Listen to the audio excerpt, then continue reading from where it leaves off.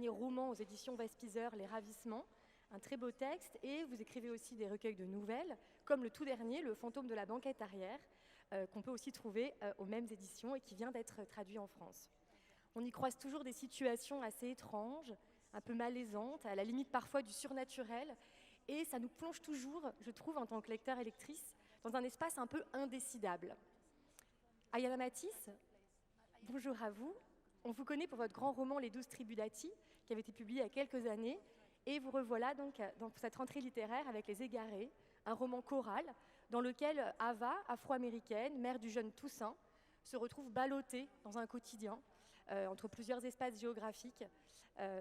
C'est aussi donc un roman ample, complexe, dont nous allons aussi parler aujourd'hui. Enfin, Szilvia Molnar, vous travaillez dans une agence littéraire et vous signez votre premier roman, Milky Bar, aux éditions Actes Sud, un récit très intime, au plus près de votre personnage, au plus près de ce jeu, qui raconte un postpartum, qui pousse la narratrice dans ses retranchements.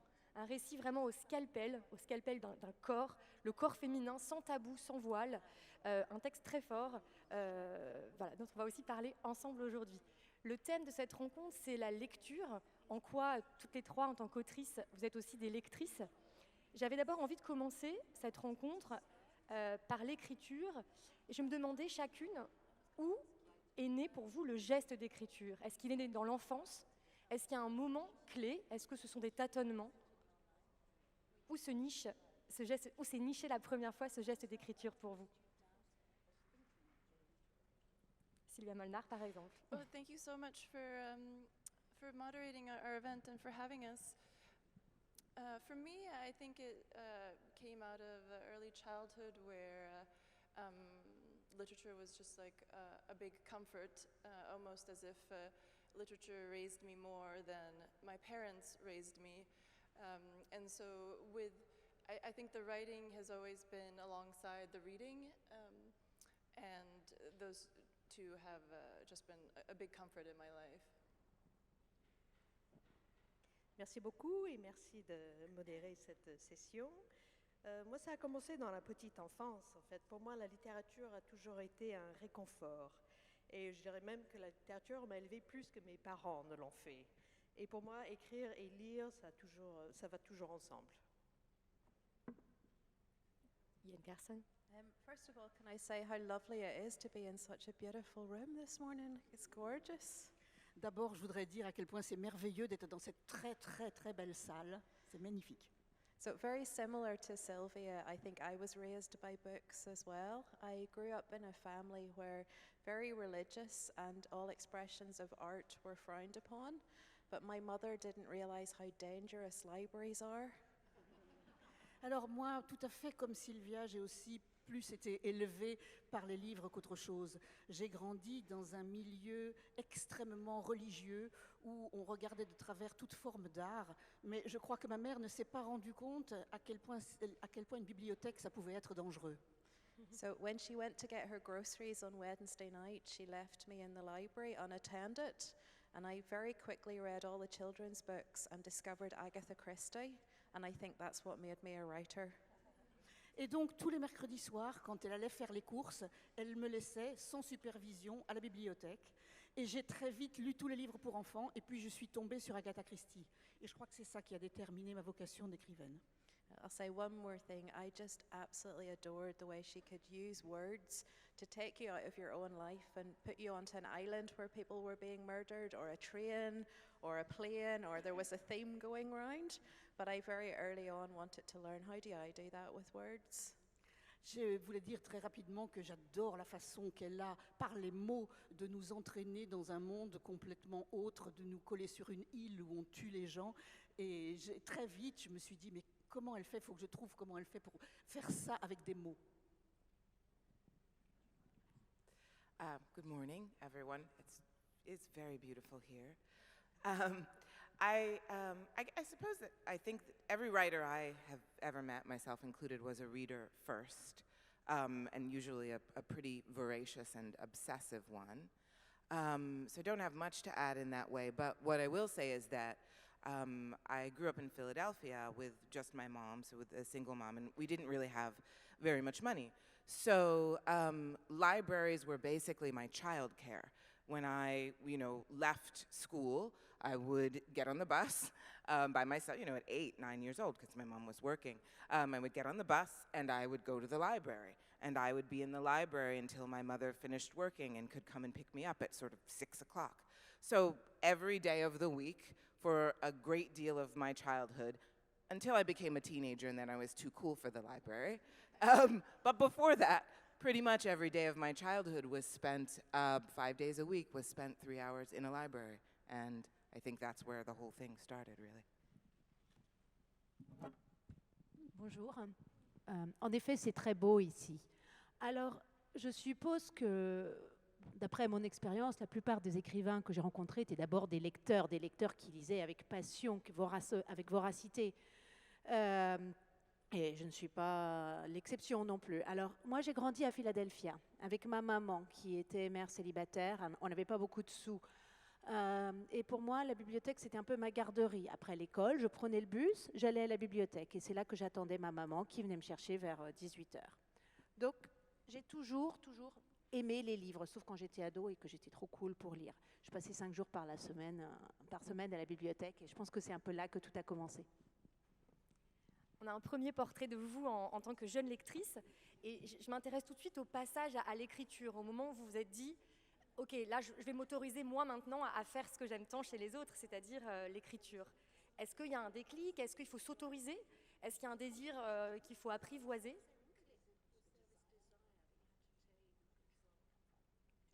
Ayana, Mathis, on peut rebondir avec vous sur ce passage.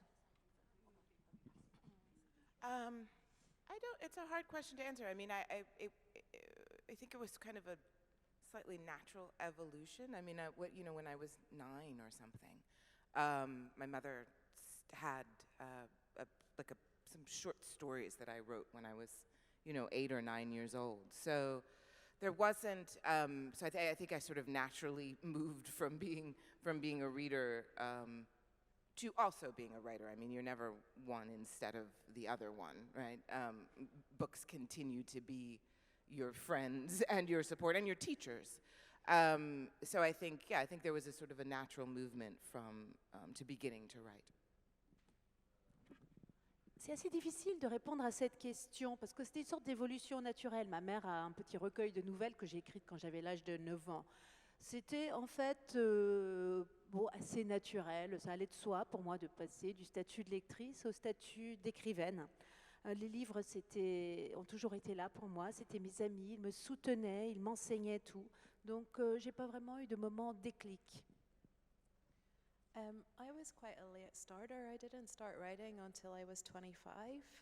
And it was mostly fear, I think, that stopped me from writing. The religious world that I grew up in, women were meant to be quiet and get married and have babies. They were not meant to ask questions or have opinions or really think about big ideas. Moi, j'ai commencé tard, j'avais peut-être 25 ans, et je pense que ce qui m'a retenue, c'était la peur. Vous savez, j'ai grandi dans un milieu où les femmes n'avaient pas leur mot à dire. Elles étaient là pour avoir des enfants et se taire, et pas véritablement avoir des idées et éventuellement les poser sur le papier. So when I was 25, I moved to Portland in Oregon in America, and I wanted to reinvent myself. And when I got there, no one knew who I was, and I told a massive lie. I said, I'm a writer, and I'm quite a big deal in Ireland. Et donc, quand j'ai eu 25 ans, je suis partie à Portland, dans l'Oregon. Et évidemment, l'idée, c'était de complètement me réinventer. Donc, j'ai raconté un énorme mensonge en disant, écoutez, moi, je suis écrivaine, et même quelqu'un de très reconnu en Irlande. And it was a really good way to scare myself into writing, and I've been writing every day since then, so it worked. Et bon, c'était évidemment un défi que je me lançais, mais finalement ça a marché puisque à partir de ce moment-là, j'ai écrit tous les jours de ma vie. The first memory that comes to mind is that my parents gave me a green notebook when I was around 11 or 12 years old, and they bought me a pen, and this was at a time when we were traveling quite a bit through Sweden. It was my father was a machinist, and my mother was working in a elderly home, but we had to spend a few years just driving through Sweden. And I think they gave me this notebook and pen just to have something for me to do. And I remember writing down the lyrics to songs that I really liked. It was like these boy bands, like Boys to Men or TLC or Backstreet Boys, and I barely knew how to write English, but I was writing down the lyrics, and I think that just evolved into a fascination into writing.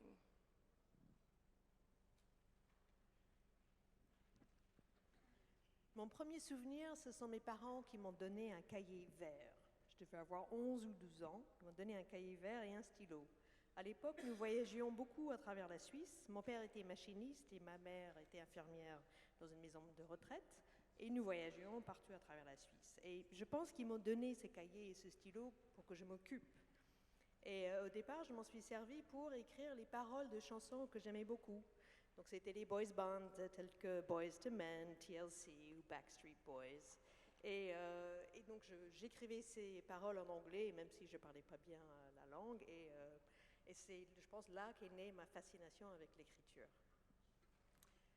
Dans ce chemin-là qu'on est en train d'esquisser de jeune lectrice, jeune autrice, j'ai envie d'arriver là à votre dernier livre publié, traduit en France, Szilvia Molnar. Je rebondis tout de suite avec vous. L'intention, parce que peut-être aussi parce que l'intention est très claire dans votre livre Milk Bar, l'intention est très explicite. Comment est né ce texte? C'est-à-dire, quel a été le désir de l'écrire? Qu'est-ce qui vous a poussé? Qu'est-ce qui est devenu une nécessité pour vous dans ce texte-là, votre premier roman très intime?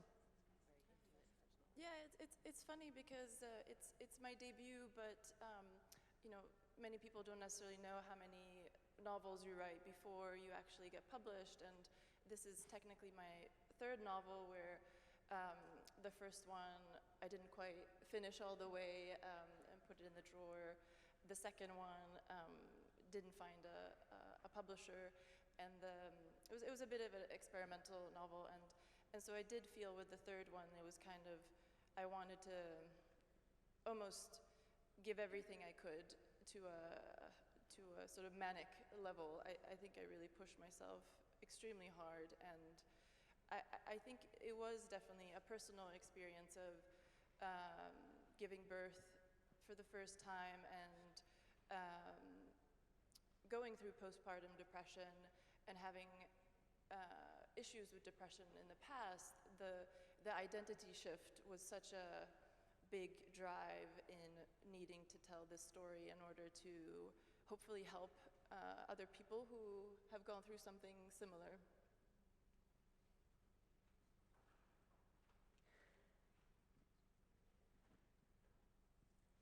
Bon, c'est drôle parce qu'on parle du premier roman, mais on ne sait pas que les auteurs, ils écrivent beaucoup sans forcément être publiés. Donc je dirais que celui-ci est mon troisième. Bon, le premier, j'ai fait des ébauches et puis c'est resté au fond du tiroir. Pour le deuxième, je n'ai pas trouvé d'éditeur. C'était un roman assez expérimental. Et dans le troisième, j'ai voulu vraiment tout donner. Je me suis poussée à un niveau presque de la manie. Et j'ai donné naissance pour la première fois. J'ai subi une dépression postpartum. J'avais eu des problèmes de dépression par le passé. Et donner naissance a vraiment changé mon identité. Et j'avais besoin de raconter ce changement et dans l'espoir d'aider d'autres dans la même situation. Se raconter, ce serait peut-être du coup le geste initial. Vous, Yann Carson, à l'origine peut-être de votre recueil de nouvelles, parce que c'est intéressant, là on a quelque chose presque de l'ordre du journal intime du côté de Szilvia Molnar. Vous, on peut peut-être aussi évoquer la question de la nouvelle. Comment ce dernier recueil s'est imposé, cette multitude d'histoires qui ont évidemment un fil rouge. On retrouve votre style, on retrouve cette espèce de réalisme magique comme ça qui traverse votre œuvre. Mais ce recueil, où se situe le geste initial pour vous? So I'll say two things about short stories. First of all, I'm not a short story writer.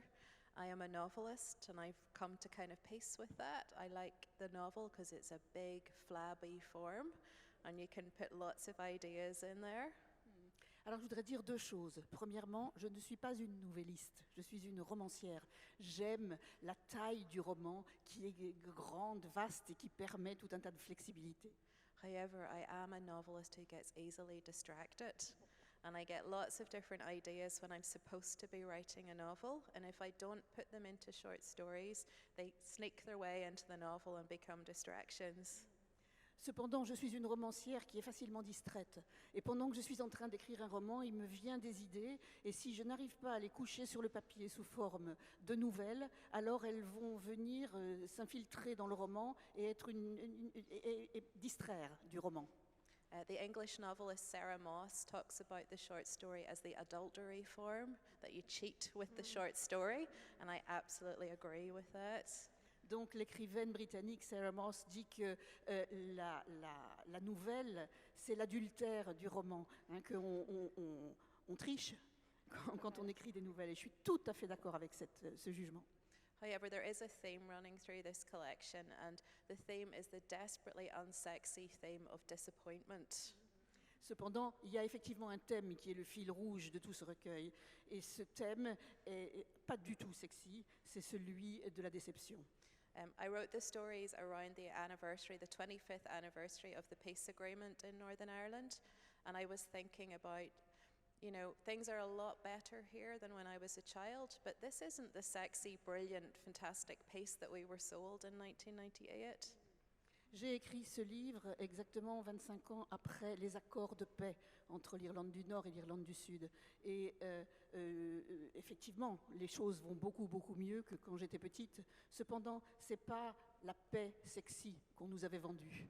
So the people in my stories are encountering disappointment with society in Northern Ireland, how things are on a big level, and also small personal disappointments like being in the queue at a cafe and someone eats the last scone before you get to buy it. That's very disappointing. Et donc, dans toutes ces nouvelles, il y a des déceptions. Alors, des grandes déceptions sociales, politiques, oui, mais aussi des toutes petites déceptions, celles qui vous arrivent quand vous êtes au café et puis que la personne devant vous prend le dernier scone que vous aviez envie de manger. C'est une grosse chose, même si elle est toute petite. Ayana, Mathis. So I guess, how would you say? So I'm answering what the themes are, what I was hoping to accomplish with this novel. Is that the question?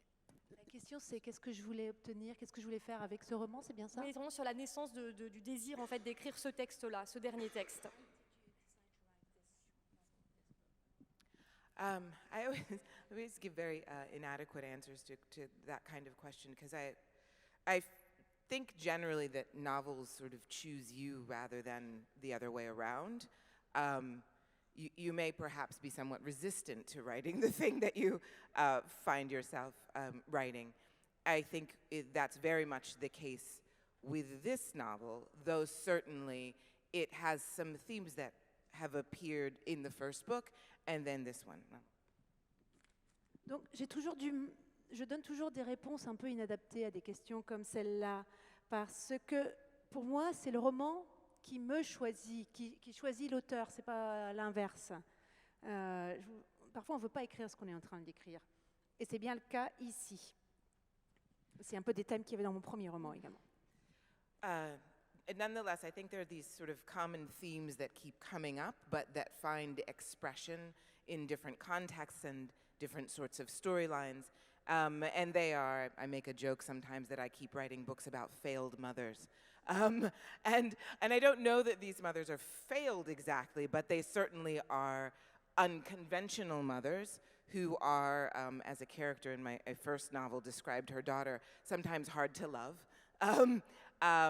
who are flawed, who make mistakes, who are sometimes inattentive when they should be attentive, things like that. So mothers and motherhood, and that's a big theme in the books. And the other one, I think, in this book especially, is poor Black people, usually women, but not necessarily exclusively, who are living on a kind of marginal situation and are attempting to find a way to to live by their own sets of rules, by their own sets of ideas about how society should be in perhaps the larger context, in America, of course, for me, of a society that is perhaps not very generous to them or toward them. Donc, en fait, j'ai un thème qui est récurrent, en effet. J'ai différents contextes, j'ai différentes histoires que je raconte, mais j'ai ce thème qui revient encore et encore, c'est les mères, les mauvaises mères, les mères qui échouent. Ce ne sont pas des mères qui ont de mauvaises intentions, mais comme le dit un des personnages de mon premier roman, ce sont des mères qui sont dures à aimer, qui font des erreurs, qui ont des failles. Et ça, c'est un thème qui revient. Ici, j'ai un autre thème, c'est la pauvreté. Des personnes pauvres, des personnes noires, souvent des femmes, mais pas que, qui sont un peu aux marges. Elles essayent de trouver une manière de vivre, de survivre avec leurs règles, leurs idées de la société dans un contexte plus large, le contexte des États-Unis. Pour moi, une société donc qui n'est pas toujours gentille avec elles ou généreuse avec elles. The last thing I would say is that this novel, in particular, but also the first one, I think is very largely about belonging. There are a lot of big political subjects in this book, but at its heart, it really is a book about a mother, and a son who are separated, who are fractured emotionally, geographically, and in other ways. And so one of the big concerns in this book is finding where you belong, how you belong there, and trying to sort of find a way to get back to the places and people to whom you belong. Donc ce roman, c'est aussi un roman sur l'appartenance. Il y a des sous-contextes politiques, bien entendu, mais c'est surtout et avant tout l'histoire d'une mère et de son fils qui sont séparés géographiquement, qui sont séparés géographiquement et de bien d'autres manières. Et il s'agit de vous découvrir où son lieu d'appartenance et comment y revenir et où se trouve cet endroit. J'aimais bien cette idée que vous formuliez au début, Ayana Mathis, du livre qui vous guide en fait, qui vous pousse en avant.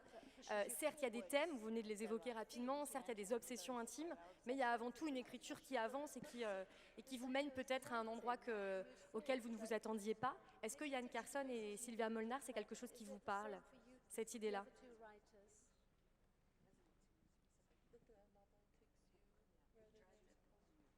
Vous amène peut-être à un endroit que vous n'aviez pas prévu.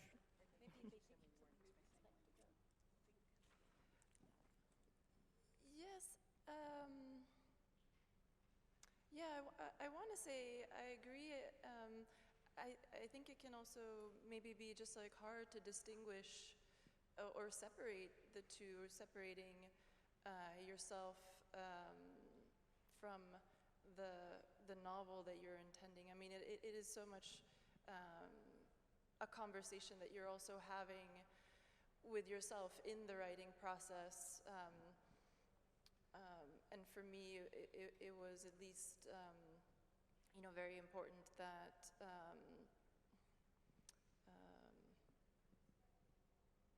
sorry, yeah, you may want to. Dans un sens, oui, j'aimerais dire que je suis d'accord, mais pour moi, il est difficile de séparer soi-même du roman qu'on est en train d'écrire, parce que c'est comme une conversation avec soi-même dans le processus. Et ce qui est important pour moi. Yeah, and I guess I was just trying to say that what was important is that if literature has been the thing that has comforted me throughout my life, with this idea for the milk bar, I really wanted to use it as a way to tell a kind of truth, and because I had not seen it in fiction before, and so maybe that was just like part of the motivation and part of the conversation with myself, where I wanted to really go as far as possible to what I thought was the truth, and reveal as much of that as possible.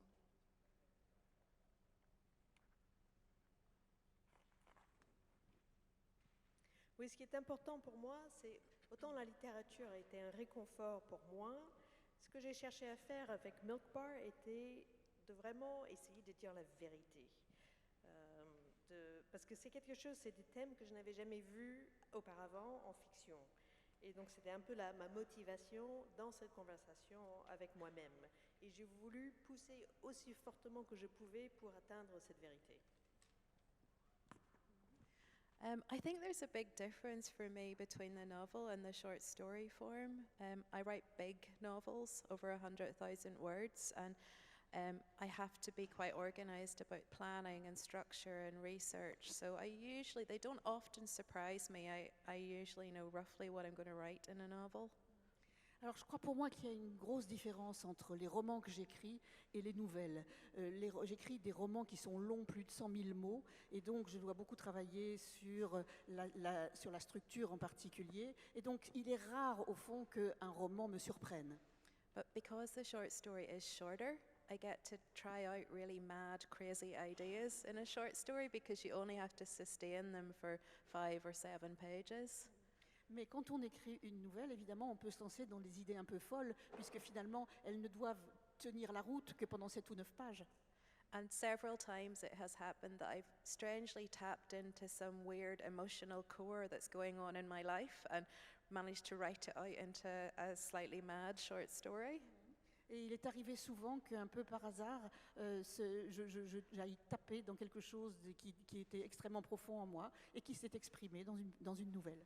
And it's extremely disconcerting to be reading on stage and realize, oh my goodness, I have got issues about this or this. Et c'est extrêmement déroutant quand on est par exemple sur scène en train de lire lire tout haut sa propre nouvelle, de se dire mon Dieu, mais j'avais un problème sur ce sujet-là, en particulier. So I give you a really quick example. I have a short story about a man who is terribly afraid that everything in his life is sinking. And so he builds a beautiful house and he refuses to sleep in it. He sleeps in a horrible caravan every night in case the house sinks while he's inside. Et je vais vous donner un exemple. J'ai écrit une nouvelle où il y a un homme qui a peur que tout autour de lui sombre et s'enfonce dans la terre. Et donc il construit une très belle maison et il n'y dort jamais. Il dort à côté dans une misérable caravane parce qu'il a peur que la maison s'enfonce. And I'm reading it in front of some lovely people like you, and I realised, oh my goodness, Jan, lots of bad things happened to you before, and now life is quite good, but you don't trust it, and so you're not putting your full energy into life in case it gets pulled away from you again. And that was quite a scary revelation to have about your own work. Et donc j'étais en train de lire tout haut cette histoire, et puis en même temps que j'étais en train de la lire, je me suis rendu compte que mais Jane, tu as eu une vie au départ absolument terrible, maintenant tout va bien, mais tu n'as pas confiance dans cette vie nouvelle, tu as toujours peur qu'elle te soit arrachée. But isn't that the wonderful thing about books and writing and literature, that they're lively things? They mean different things to you, different points in your life. Depending on what mood you're in, they're alive, and I think that's fantastic. Mais est-ce que c'est pas merveilleux de se dire que la littérature, roman ou nouvelle, c'est quelque chose qui vous transporte dans des lieux autres et qui vous permet comme ça d'être perçu différemment à n'importe quel moment de votre vie, selon votre humeur? C'est quand même assez merveilleux. Vous évoquiez aussi, Szilvia Molnar, dans votre réponse, l'idée que vous avez écrite pour répondre à un manque, à une représentation que vous n'aviez jamais trouvée dans vos lectures, dans la littérature. Je trouve que c'est une idée très intéressante. Est-ce que Ayana, Mathis, Carson, c'est aussi quelque chose qui vous meut dans votre travail d'écriture? L'envie d'écrire des histoires que vous n'avez pas eu la chance de lire avant, et que vous auriez aimé croiser sur votre chemin?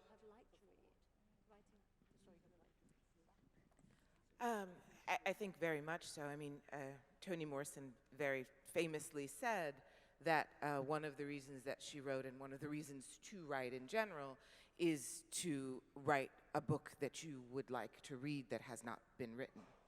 So I think that that's very true, and I think that when she made that statement, she was certainly talking about writing a book you hadn't read on the level of the sort of creative and the artistic and the technical, but she was also talking about the sort of stories that have been misrepresented, underrepresented, or just plain left out.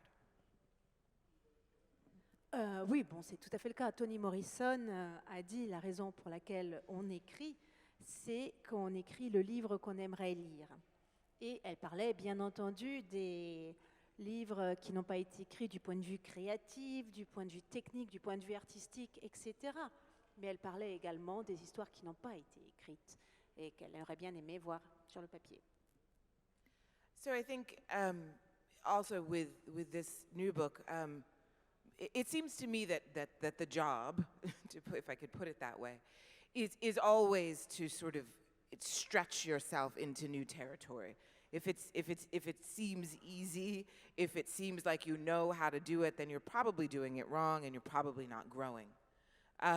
So that you sort of write yourself into corners and walls and hard places, and then try to write yourself out of them again, I think.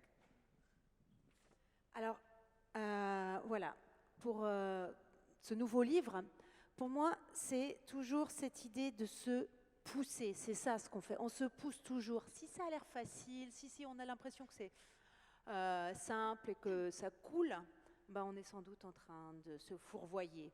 Quand on écrit, on est tout le temps en train de se mettre dans des impasses, des endroits difficiles. On ne sait pas trop comment on va s'en sortir. And the last thing I'll say is that part of the job, again, to me, and I like calling it a job because it makes it a lot less mystical, and it also makes it so that I can't be as lazy. But in any case, that aside, part of the job to me is to continually attempt to unearth some aspect of the lives and existences of the people who are most important to me, who are most beautiful to me, who are most significant to me. So I'm always writing about generally women, almost always poor women, because I think that there is something very particularly underrepresented about those people and those stories. And I think that there is also a misconception about them, and that is, for me, that the lives of people who are poor or who are marginalized are somehow mostly marked by misery or mostly marked by drudgery or some other set of stereotypes. So I find that I'm often attempting to write against those things so that people have, in my books, though certainly the larger society is exerting a pressure on them, they are people with agency, with joy, with choices even that allow them sometimes to make bad ones, choices nonetheless. So that project and pushing further into that project is always important to me. Bon, enfin, dans ce travail, et je dis travail parce que je trouve que ça enlève un peu de l'aspect mystique du travail d'écrivain, et puis moi ça me force à être moins paresseuse aussi, c'est de toujours dévoiler des aspects des vies des personnes qui sont les plus importantes, les personnes les plus importantes dans la vie, les personnes les plus belles, qui ont le plus de sens pour moi. J'écris sur des femmes souvent, sur des femmes qui sont pauvres, parce que j'ai envie de dévoiler leur histoire, et aussi faire tomber quelques erreurs d'image qu'on a sur ces personnes, parce qu'on a l'impression que les vies des femmes pauvres, des personnes pauvres et des personnes marginalisées sont des vies malheureuses, sont des vies dures. Et moi, ce que j'essaye de montrer, c'est que malgré toutes les pressions sociales, ce sont des vies où il y a de la joie, où il y a des choix, où il y a de la liberté, des choix qui sont parfois bons, parfois mauvais, mais c'est là-dessus que je souhaite écrire. I have a question for Ayana. With you writing, calling writing a job, can you think of things that you learned, from writing from the first book to the second, like just in terms of like how was the second book process like for you? Or just the differences between writing the two books? Moi j'ai une question pour Ayana. En fait, donc vous dites que le écrire, en fait, c'est un travail. Et moi j'aimerais savoir si vous aviez appris des choses entre l'écriture du premier et du deuxième roman. Est-ce qu'il y avait une différence et est-ce qu'il y a quelque chose qui a changé avec le deuxième livre? Second novels are just about the worst thing that can happen to any human being. I found. But I did, it's interesting, I learned more about two things. One is between first and second, I had to reclaim my privacy. You know, writing is a very, it's a very intimate thing. And for a long time, I couldn't hear myself because there was a lot of noise around that first book.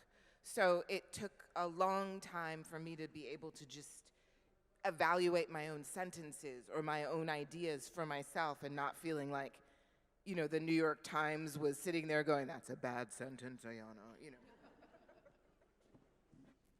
Alors pour commencer, je tiens à vous dire que le deuxième roman, c'est vraiment la pire chose qui puisse arriver à un être humain. Voilà, c'est dit. J'ai appris beaucoup de choses et je voudrais vous parler de deux choses que j'ai appris. Entre le premier et le deuxième roman, j'ai dû apprendre à récupérer mon intimité, ma vie. Parce que le fait d'écrire, c'est un geste intime. Et après la publication de mon premier roman, j'ai un peu oublié comment m'écouter. Il y a eu beaucoup de bruit autour de ce premier roman. Il a fallu que j'apprenne à m'évaluer, à voir ce qui me plaisait et pas si ça plaisait ou déplaisait au New York Times, en fait. And the other thing I would say is that first novels they're huge because you've been writing them your whole life. And that sort of massive step to go from not published to published it's gigantic. And then second novels, somewhat painfully, I had to understand it's only 2 novels. And that is both freeing and it also is motivating. It takes pressure off in a certain kind of way, and it's also sort of disappointing. It's a disillusionment, but that is very, very useful.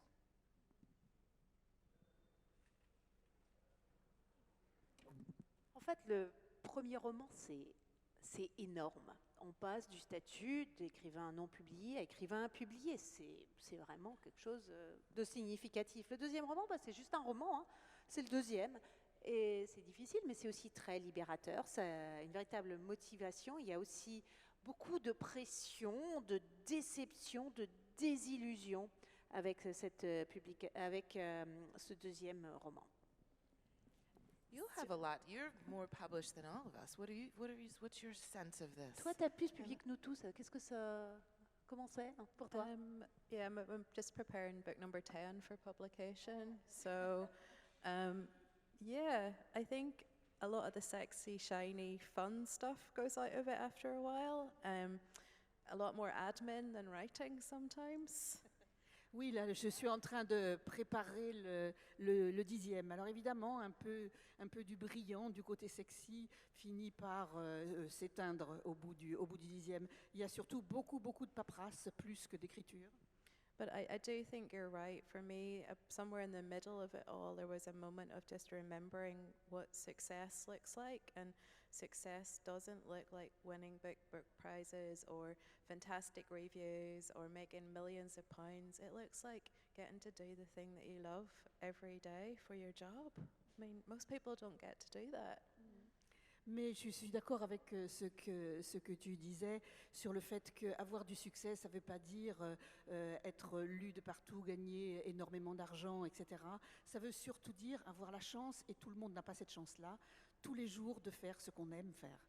So it's a constant struggle to buy yourself more time at the desk to write, because that's what sustains you. And I think just to bring it back to the theme of the panel, reading is what saved me when I became a little bit disillusioned with the writing industry.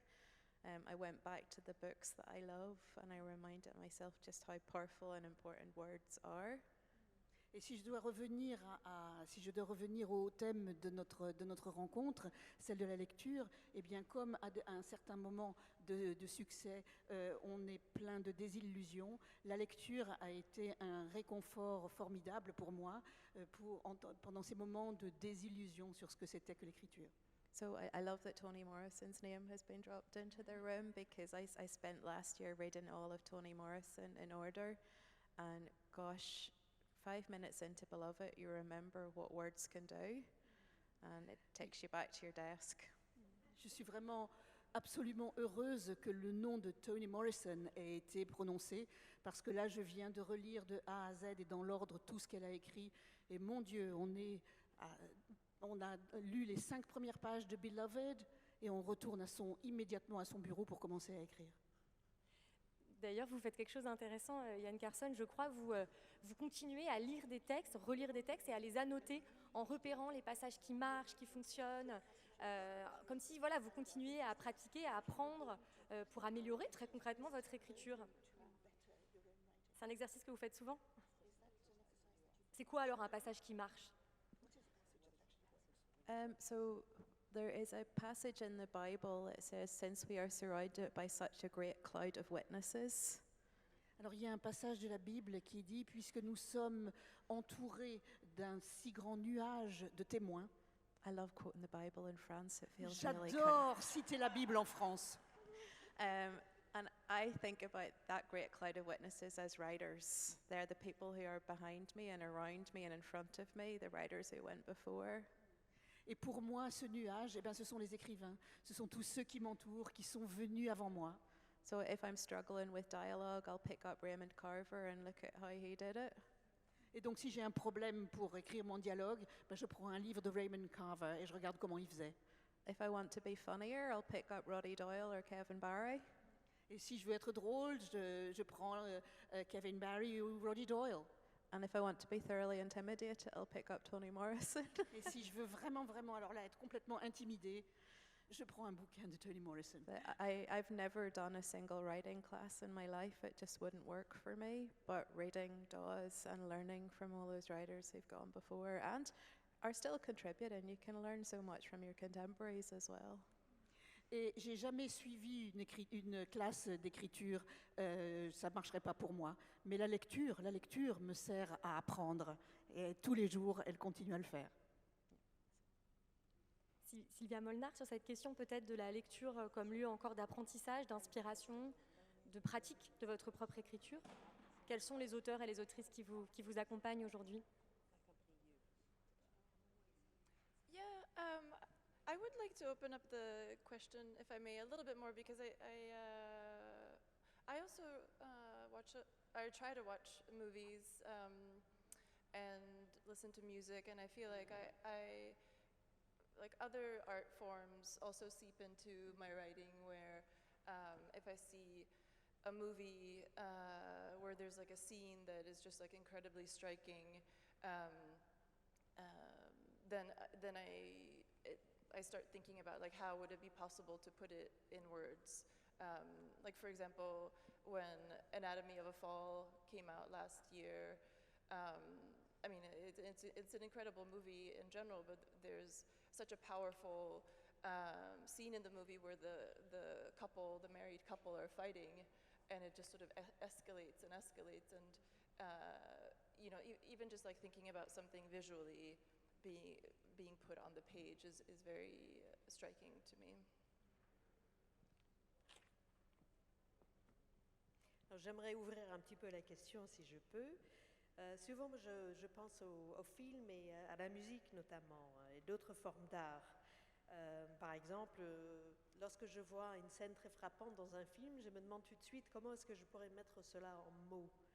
Dans le film Anatomie d'une chute, par exemple, il y a une puissante scène où il y a une dispute entre le mari et la femme et qui grandit, etc. Et donc à chaque fois que je vois une scène puissante visuellement, j'essaie d'imaginer comment je pourrais le mettre en mots. But yeah, to mention a few books. I mean, even also writers who work in different formats, like Sophie Calle, Anne Truitt wrote journals for many years.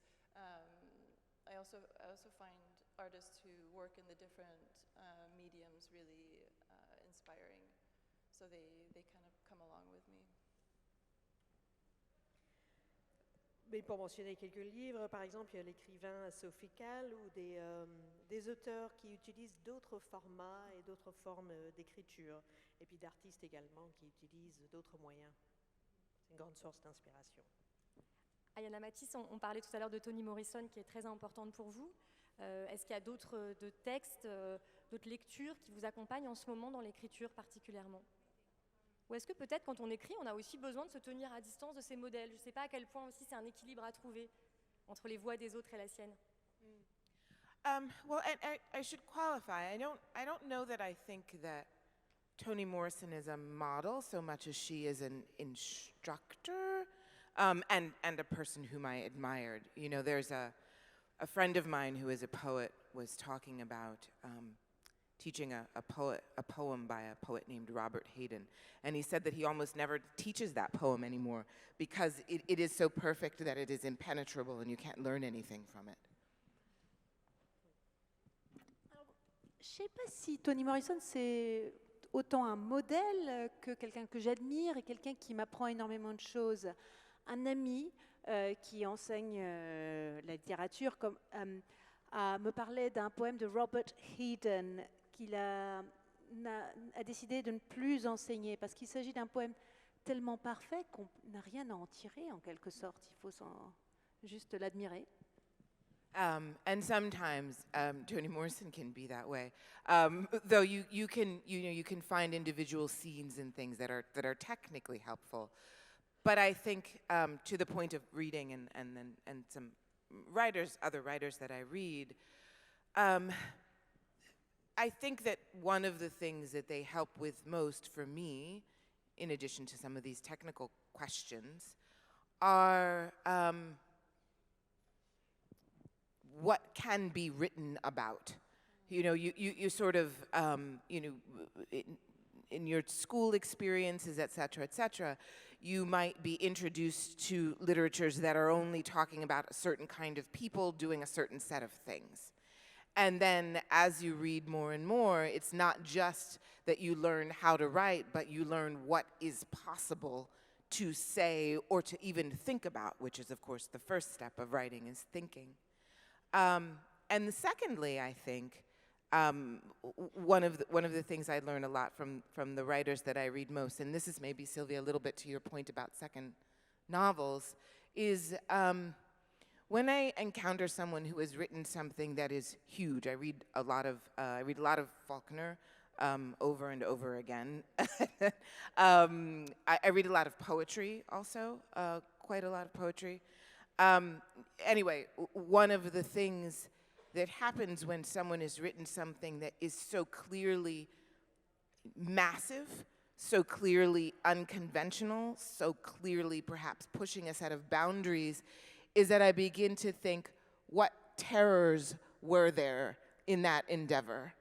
And so it normalizes the fact that there will be terrors in the endeavor, which doesn't make it less terrifying, but only that it's a part of the process, and that it gives courage in a certain way,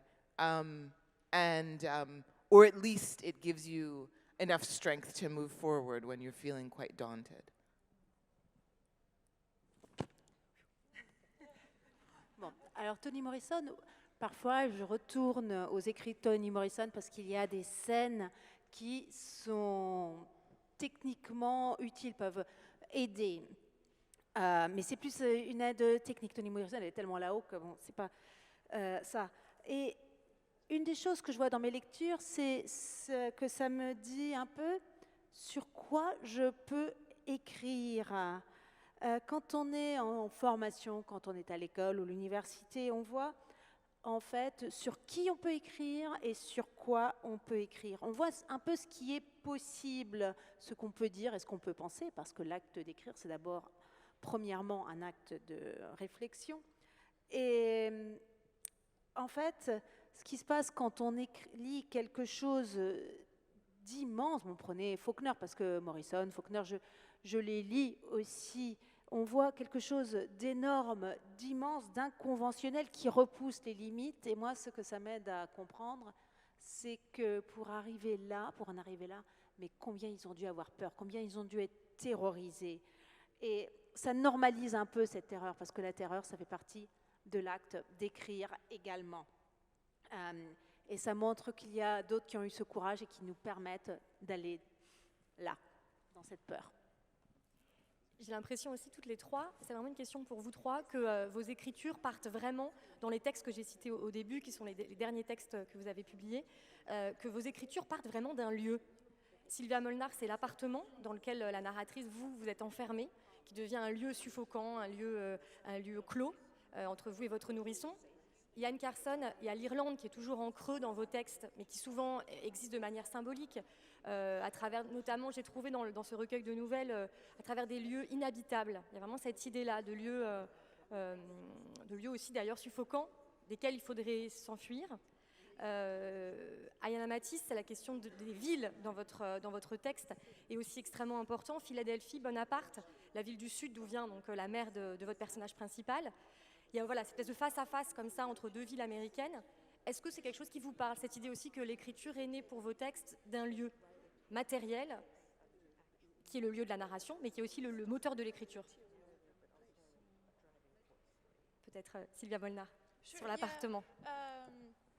I think also part of writing this novel was to play around with fiction, and so thinking of, if I place a novel in just one physical space, how would it possibly be interesting for anybody to read? And so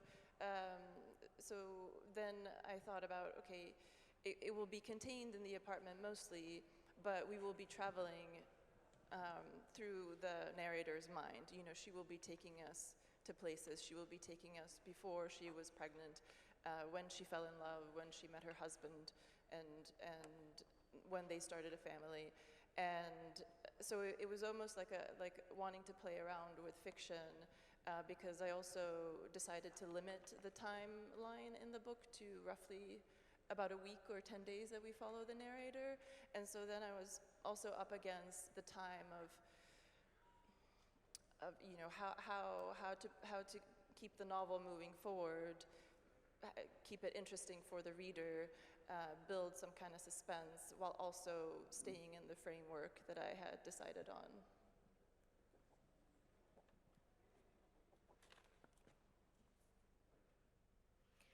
Dans mon écriture, en fait, je voulais un peu jouer avec la fiction.